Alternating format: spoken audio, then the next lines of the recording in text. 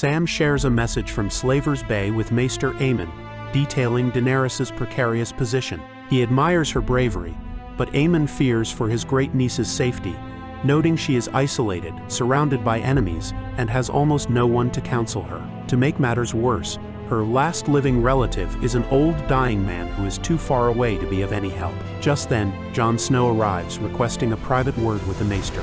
He confesses he needs Aemon's guidance on a difficult command decision, one he knows will turn half the Night's Watch against him. Aemon responds that half the men at Castle Black already dislike him, but he must have faith in his own leadership. He warns Jon that he will not find happiness as Lord Commander, but with fortitude, he might discover the resolve to make the necessary hard choices. His final cryptic counsel is for Jon to kill the boy within himself, so that the man can be born. Jon then meets Tormund and proposes that they form an alliance with the Wildlings. He instructs Tormund to go north of the wall and gather all of his people. Jon promises to open the gates for them and provide land to live on south of the wall. In exchange, the Wildlings must agree to fight with the Night's Watch when the White Walkers attack. Tormund is hesitant at first. To win his trust, this convinces Tormund, who then explains that most of the Wildlings are currently at a place called Hardhome. Jon offers to provide horses and men to help bring them back. Tormund says they will need ships for such a large group. Jon promises to get the ships from Stannis. Finally, Tormund gives one last requirement. Jon must come with him.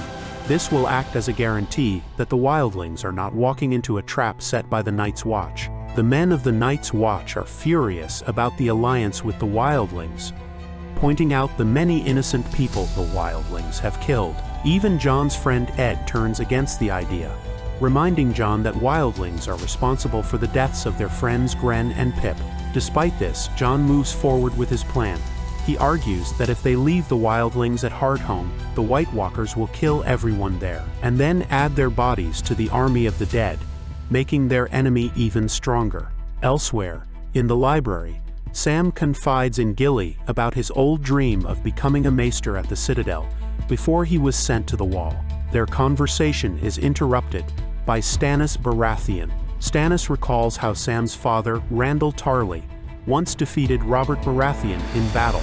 He then asks Sam how he killed a White Walker. Sam explains that he used a dagger made of dragonglass. Stannis notes that this material is found in large quantities on Dragonstone. Sam admits that while he is researching dragonglass and its ability to kill White Walkers, he hasn't found new information. Stannis instructs him to keep searching before departing. Later, Stannis informs Davos of his plan to march for Winterfell the next morning. Davos proposes that they should wait for Jon Snow to come back with the Wildling army, but Stannis disagrees. He argues that any delay would only give the Boltons a better opportunity to prepare. Stannis also insists on bringing his wife, Selise, and daughter, Shireen, along on the march. He does not believe they will be safe if left behind at the Wall, since it is filled with untrustworthy criminals. The next morning, we begin our journey to Winterfell, and Melisandre leading their way.